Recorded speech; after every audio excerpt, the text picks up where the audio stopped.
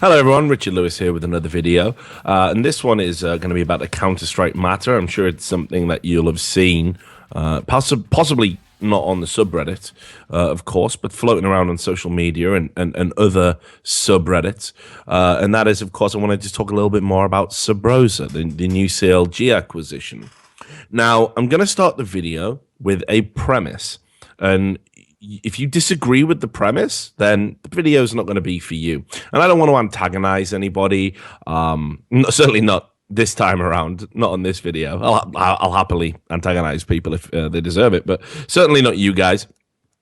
And basically the premise is this, that if there comes a point where even though somebody hasn't been found guilty of something to an absolute certainty, if there is a lot of evidence around somebody, all of which points to something being likely, and also if that evidence is kind of constantly accumulating, that it's not going anywhere, there's no resolution in place, and that person about which this evidence is accumulating and looks very bad represents your business, there comes a point of risk management. And I know some of you agree with this premise. I'm going to tell you why. Because I'll use my good friend Duncan Thorin Shields as an example on this. A lot of you, for example, agreed with, well, yes, ESL can't work with Duncan Shields because Duncan Shields has said bad things about them. How can you have somebody that says bad things about your brand that you never know what he's going to say? How can you put him on air? There's a risk.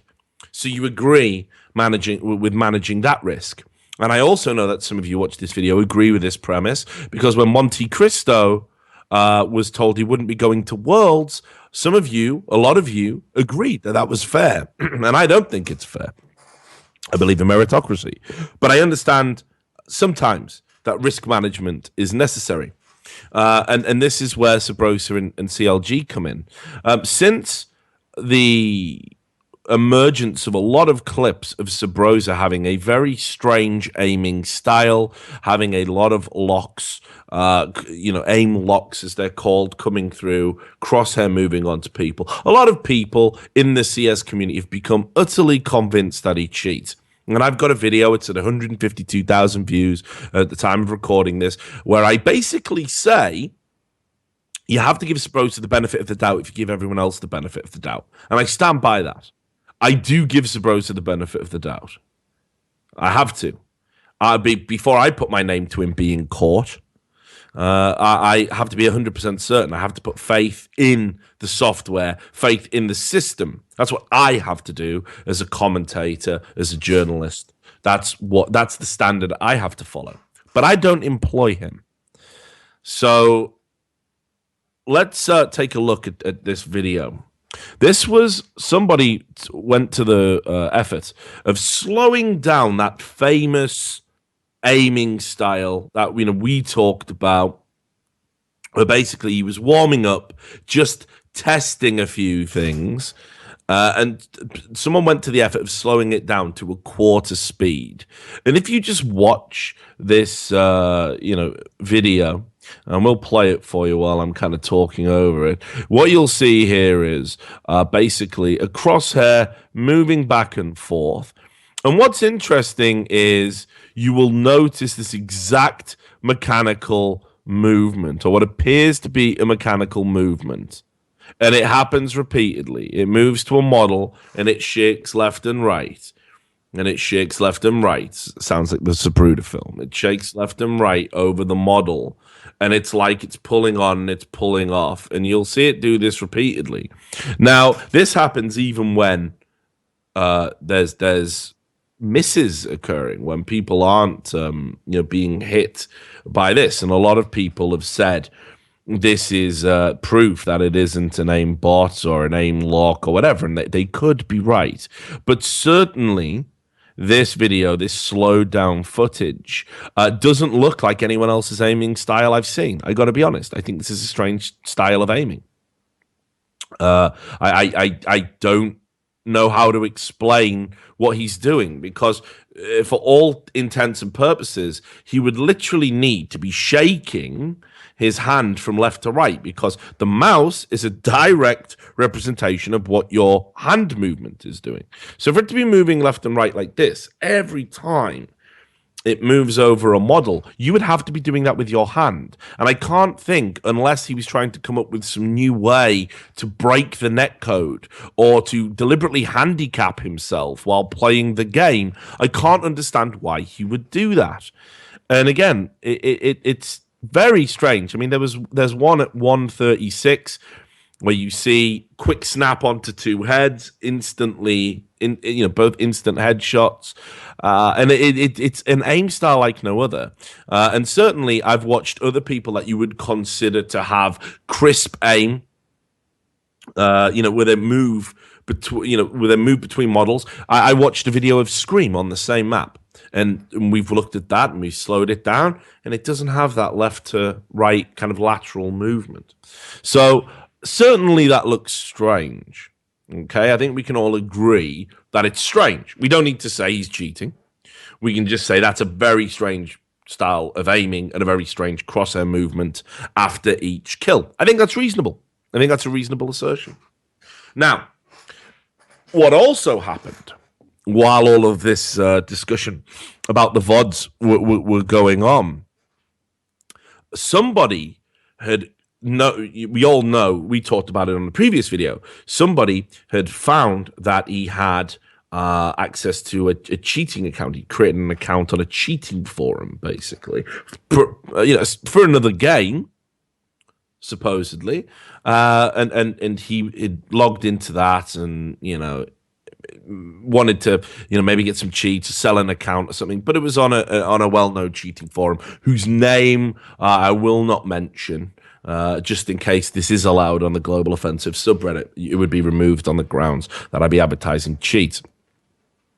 So he denied that was his account. He said it's absolutely not. And funnily enough, I had people, brand new accounts, messaging me after my video saying that the account on the cheating forum, it definitely isn't Subroza, and that these people knew the real player and he was terrible, and just things like this, right?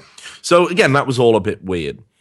But somebody, and you'll see I've got an inkling who it might be, somebody gained access to Subroza's Skype.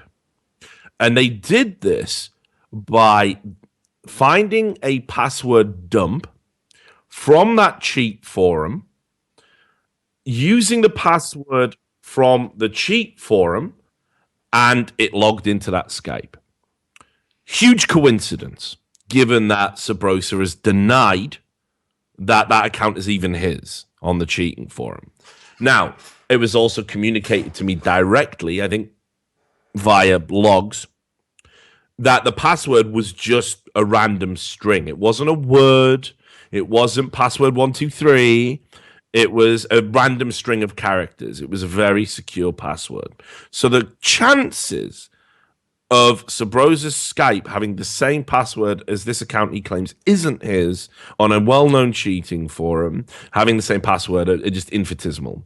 Certainly more than No Man's Sky. Let's put it that way. Huge possibility. It's just ridiculous mathematical chance of them matching. So they gained access to the Skype, and they used this as proof that the account was certainly his. So that creates another question. Given that I believe on the premise that it was his account, why would he lie about it? If it's innocent and not a big deal, if only used it to sell an account for another game, what bearing would it have on Counter-Strike? What bearing would it have at all? Absolutely no bearing. So why would you feel compelled to lie about it? Seems a bit strange. Now, this all came out thanks to Fodder. And again, there's a video about Fodder in my channel. And I don't like to talk too much about Fodder. And I'll tell you why. Because Fodder is fucked in the face. I mean, that's Sam's diagnosis. I'm certainly not qualified to make a diagnosis. But if I were, The first thing I would like to do my reading upon is narcissistic personality disorder, honestly. And in this is a guy whose name is only known for two things. And it is known for he's cheated consistently in Counter-Strike for as long as he's played it. And second of all, he would literally, on GotFrag forums, that's how far back this goes, on GotFrag forums and HLTV forums, he would make accounts that posed as other people, and he would make threads about himself, accusing himself of cheating, and then answer in those threads with his main account saying, "How dare you accuse me of cheating? I'm just sick. Look at these highlights." That's how, well, again, to use Sam's words, fucked in the face. That's how crazy Fodder is. But he had apparently come across this. Somebody had got in touch with him, and you're going to see, I don't quite buy this version of events. Now, Fodder's made a video. I'm not going to play that video because Fodder doesn't like me because I've called him out for what he is. Fodder's accused me of, ever since I made a video about him, just saying he's a cheat, and he always has been, which is true. It's inarguably true. That he definitely doesn't have manual bans on his account. He was banned by Valve. Valve have confirmed it. One of the few people they've actually publicly tweeted about saying you cheated. Right? Think about how fucking irritating he is as a person to have Valve actually come out and go, "You've cheated. Fuck off." Right? Like, think about that. So, ever since I made that video, he's made videos about me. He keeps constantly referencing me, talking about me. I've got some DMs by him. I won't fucking show them to you. It's not fair. I don't think he's well. So I'm not going to fucking show that because that's when he's having an episode, and I don't think that's appropriate. But basically, in those messages, he's intimated to me that I'm involved in some grand conspiracy to have him banned. And I know that the bans were manual. Now, one of the things that came out, and it's a story that I never ran, I don't know if people remember, but if you follow my Twitter, you'll probably remember there was a period of time where I was getting threatened by dummy Twitter accounts. And what would happen is every 3 or 4 hours, there'd be about 10 Twitter accounts made, and they would spam stuff like, "Fodder is God, Fodder is the God, I'm going to shoot up a school if you don't release the Fodder files," all of this stuff, right? It was just nonsense. And this would happen every day, and it's stopped now, and it'll probably start again now that I've made this video, coincidentally. But basically, that was about somebody had sent me something. Somebody, again, had sent me images that showed Fodder had gained access to a Civo admin account. And he then used that to fake screenshots, Photoshop screenshots of a fucking admin taking a bribe from Guardian in Bitcoin to disguise the fact that Guardian was cheating. Again, it just blows my mind how ill some people are. Like just there's got to be an intervention. Like, someone's got to stop that. Someone has to care enough to say, "You got to step off the fucking PC, mate. This is so unhealthy for you," right? So just the length that you would go to do that is just so absurd to me. But anyway, so all of a sudden, Fodder's made a video about Subroza, and he says, "I didn't log into his Skype. I definitely didn't access that." Whatever anyone says, even though I've been accused of it in the past, and people are sending me shit, right? Showing me doing it, whatever, it's all fake, right? So he made a video, and you can find his channel, and I'm not going to play the video, but in that it shows him accessing, also shows a video of somebody else accessing Subroza's account. So again, there's evidence, and in it he says that you can have any reputable journalist can have access. I don't count. I'm not a reputable journalist in his mind because I'm part of a conspiracy to keep him banned. So there's a subreddit called the Vax Sucks subreddit. And, it's interesting. It was in the top 20 growth subreddits. It was in the as of yesterday when I checked. So it's growing quite a lot in a short space of time. It had the biggest growth in a week period or whatever it is. It was in the top 20. And this is quite worrying for me because I think it indicates that people don't have faith in the system. They don't believe that pro players aren't cheating. They don't believe VAC is capable of catching these cheats. And you know, I see a lot of bullshit clips in there. I check the sub from time to time. I see some things and I think, well, that's going to go in a Dan M video. And I see some other stuff and I think, yeah, that's complete nonsense. That's just an idiot who doesn't understand the game. There's a very conspiratorial bent to the subreddit.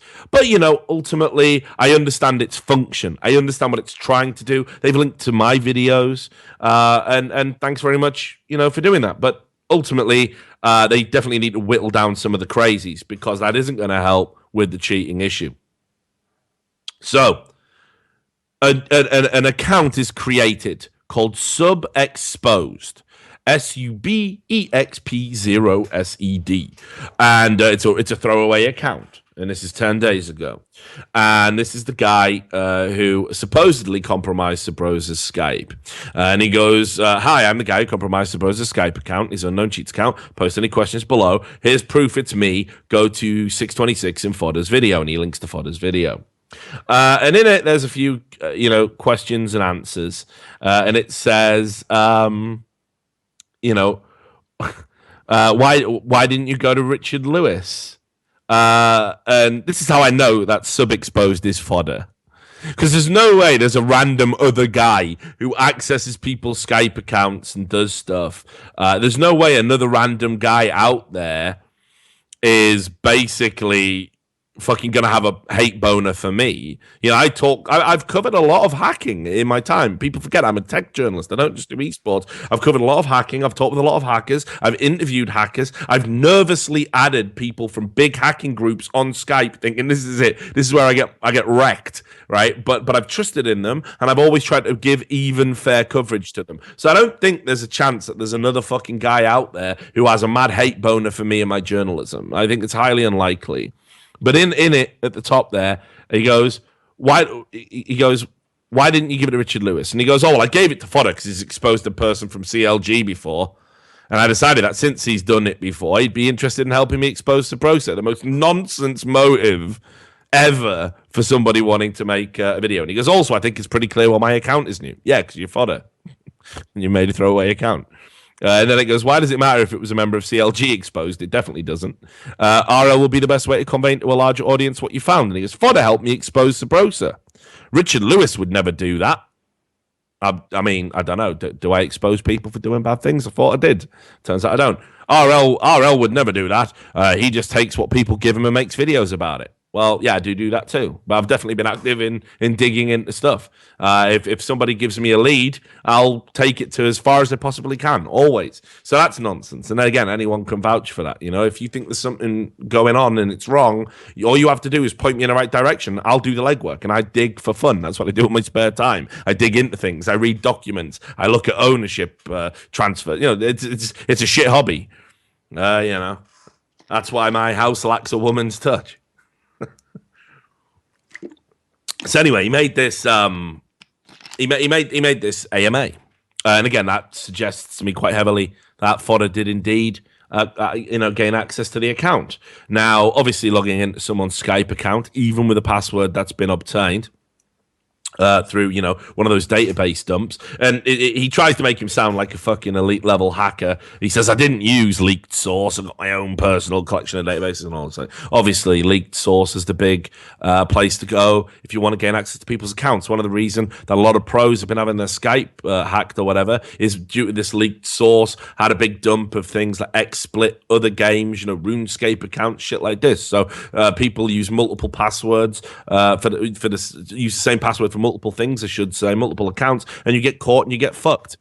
And that's what happened here with the Subroza issue. So it probably was Fodder who logged into it, and obviously you can take action. If someone gains access to your account, you can prove who it was, and they've left a trail. But given that, I think Fodder has done loads of mad stuff like creating multiple accounts and spamming. He probably is VPN'd up the ass. He probably has all sorts of shit going on. So I'm pretty sure he'll be able to cover his tracks quite well. But I think, again, balance of probability, and I'm deeply sorry if I'm wrong, Fodder, when you inevitably watch this. But I think that's enough talking about him. The point is here, for good or ill, however crazy you think he is, his video certainly shows that there's a connection between Subroza and that cheating account. Now, that should start having alarm bells ringing, not because he's cheated in other games, because I don't buy that once a cheater, always a cheater bullshit. It's faulty logic, but because he's felt the need to lie about it. He didn't just come clean. If you just come clean and go, yeah, I cheated in another game, so fuck him up. You know, the only people then will go, yeah, why did you cheat? I was cheating. And they're just idiots. They're just idiots. So that happens. Now, it doesn't end there. There is a VAC ban wave, pretty big one. I thought this was quite funny because it came at the height when everyone was going, Valve have just abandoned us and VAC doesn't work. And then I think it was 6 private cheats got caught, and it was the largest ban wave of the year and the largest ban wave in a significant amount of time, with over 11,000 accounts banned, almost 11,500, and still going on, obviously. So that points to me that they maybe changed something, changed the detection method, maybe making some alterations to VAC. And this was reported on Kotaku, which is just the first one I grabbed. I'm certainly not endorsing Kotaku, but on the 14th of September. So there's a huge VAC wave. Huge VAC wave. It's all happening. There's loads of screenshots from, multiple cheating forums and everything else. And on that day, for some reason, Subroza decides to take his inventory on his Steam account and transfer all the items off. Right? Serious. This happened. Left a Safari mesh, mate. Yeah, but I'll have a knife, bud, if he's got he's giving it away on his Twitter. If you want to go get it, you can go tweet at him. So, I've seen players do this before, and they know who they are. When people have been getting banned, I mean, during the vacaning, there was one notable player who panicked and transferred his equipment, and he turned around and said, I did that because my Twitter account had been hacked at the same time or something. And lo and behold, Subroza tweeted about, I've had my stuff compromised. Yeah, bloody hell. So it is strange to me. That is a strange coincidence. Again, a strange coincidence. And that's all I'm saying it is. But these coincidences are continually piling up. And, I got to be honest, I just don't know if the community have that faith anymore. I don't know if they have that faith anymore. We're seeing people growing subreddits dedicated to conspiracy theories. We're seeing guys like Dan M, and I actually like the guy. He's a likable guy. He knows that. We've kept in touch since we did our interview, and I respect what he's trying to do, but I also think sometimes, and he's got better, but as I said in that interview, I don't think the conspiracy helps anybody. I think pointing fingers and saying it's a cover-up, and tournament organizers have caught people, and Valve know, and Richard Lewis, you never do anything about it. Again, the logic of that. I've gone after match fixers, and when they get banned, they don't get to play ever again either. So I obviously do care about competitive integrity, and if I could ever prove 100% that someone was cheating, I'd publish it in a heartbeat. I wouldn't think at all. It would bang. It would be out that day. I would rush to do it, and I wouldn't regret or feel bad about that at all. So, I worry. And this is where we get back to the premise at the start, which some of you might think is faulty logic. As I said, I have to operate on the basis that he is completely innocent until proven guilty. Fine. But I'm not CLG. And if I was CLG, and I had taken a punt on a young player coming through who already had a dodgy reputation, people were already accusing him of cheating. And that's fine. Young players sometimes go through that. Good players go through that. I think every pro would at some point tell you they've been accused of cheating at some point in their career. But this is a guy who's had this past, been brought into CLG, has a ton of suspicious clips, mouse movement that can't be explained, locks through walls that certainly is stretching the theory of coincidence to breaking point. produced. There hasn't been anything like this since the original Flusher accusations, and you will notice that Flusher doesn't really happen for him all that much these days, does it? It's weird because it was meant to be part of his playing style back then, but it's not happening now. And again, I can't explain that. Certainly, it must have been a coincidence. He must have been really unlucky. Must be one of the most unlucky players of all time. But Subroza is at that level, if not beyond. So that would ring alarm bells. Then you've got the lying about the cheating account. Then you have that video where you slow it right down and you watch it. Also, just as an addendum, he's deleted all those VODs. He's gone back and deleted those VODs. They were there for days after the initial accusations. There's no reason to go back and delete those VODs. But I see CLG in damage control. I see CLG putting up Snapchat saying, look at this, and he's doing this. And everyone, that's that proven. That's that proven. Well, there was a video, and again, some of you might not have seen it, because obviously on the subreddit, they don't want to talk about it. And again, I understand it. We cannot have witch hunts. I get that, and I don't want this to be a witch hunt. This is an intellectual exercise. But there was a video, and you should definitely check it out. It's by a guy called Matt Smith. He sent it to me. Lots of people sent it to me. I think I got sent it 100 times. Have you seen this? Yeah, saw it. Right? And he shows why the Snapchat stuff CLG were putting out to try and combat these accusations. And indeed, Cloud9 made a little jokey one going, oh, he's cheating because they did that snappy style. Slow those videos down. It don't look like this. So that's just a fact. Anyway, this video by Matt Smith, and again, we can run it in the background for something to look at if you want, but don't have to leave the sound on because he does a lot of talking. In this video, he cheats, he installs a cheat, and he tells you what the aim key is, and then he just plays the game. And he aims, and it shows that the hand cam actually wouldn't necessarily pick up the aim key. That hand cam would have to be part of some greater detection system. You would need to put in a lot. You would need key loggers, hand cam, keyboard cam. This is, if we can't get a software solution, you're going to have to actually go to some pretty great lengths to catch people out. And keep in mind as well, the whole point of these cheats not having a GUI.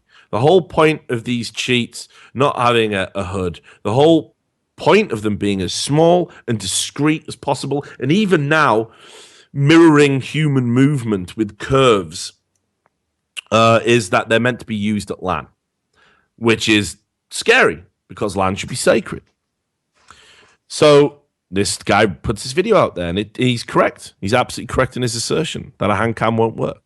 So you add all this evidence together, and just as a further thing, as some of you guys will know, I've always sailed close to the wind on that cheating thing, and I know cheat coders, and I talked to some fairly prominent ones who I won't name because I don't know how. I didn't tell them I was going to make this video, and I don't want to betray any confidences. But certainly, I spoke to two prominent cheat coders, both of whom said they are absolutely convinced that Subroza is using software in those VODs, in those videos, that there is no other explanation for that crosshair movement. One of them even went so far as to replicate it for me, and we're using a cheat, and showed it to me. So I don't know, guys. I don't know what to say anymore. What I do know is I'm not going to accuse Subroza of cheating. I'm not going to do that. But I think CLG are at a stage where,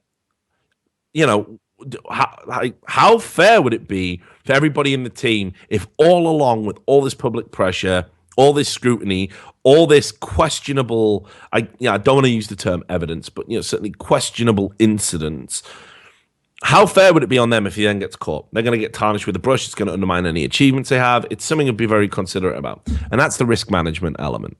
For me, if I knew what I know about the game, if I spoke to the people I spoke to, and these are pro players. These people do understand the game. They got a coach there now who understands the game. You can look at that and it raises doubts. And I think perhaps they're at a stage now where they just might want to think about protecting their brand. I don't know. I certainly hope whatever happens, that if anything untoward is going on, that it stops. Because ultimately, the key thing here is that to ensure a clean scene. But certainly for me, I got to be honest, if it was one of my players, and keep in mind, I've been a manager, I've owned organizations, I've been managers in organizations, I've coached teams. If it was me, I'd probably be saying, yeah, this isn't a risk I want to take anymore. I don't feel comfortable taking that risk. And if that's unfair, if that's harsh, I apologize, but I am expressing my opinion. I certainly now believe there's enough stuff going on to be a little bit worried. And I don't know if you share that concern. I guess this is a talking point video. It's probably one of the more divisive videos I'm going to make. I'm trying to be balanced and even-handed here, and I don't want to accuse anybody of anything. But certainly I feel all of that it's not a good look. It wouldn't make me comfortable having this player wear my jersey. And I hope I'm wrong. There's these instances where I like to be wrong, but I got to say, if we're now in a position where if there's never another lock or any more jerky movement from Subroza, that's incriminating. And if it continues, I think the level of scrutiny and pressure is only going to get worse. And people are starting to lose faith in the CLG team, lose faith in the CLG brand, lose faith in the anti-cheats. All of this is alarming, and somebody's got to take all of this into consideration and act appropriately, whatever that might be. So, you know what to do. Like, subscribe, comment, tell me I'm wrong, tell me why. I'm into it. This is a debate I'm willing to have. This isn't like all the others where it's just you just being wrong and I'm right. I'm kind of, I'm trying to think it through logically. Like, is this the right thing? But I certainly had to make a video about it and bring it to everyone's attention. Thanks very much for watching, and I'll see you next time around.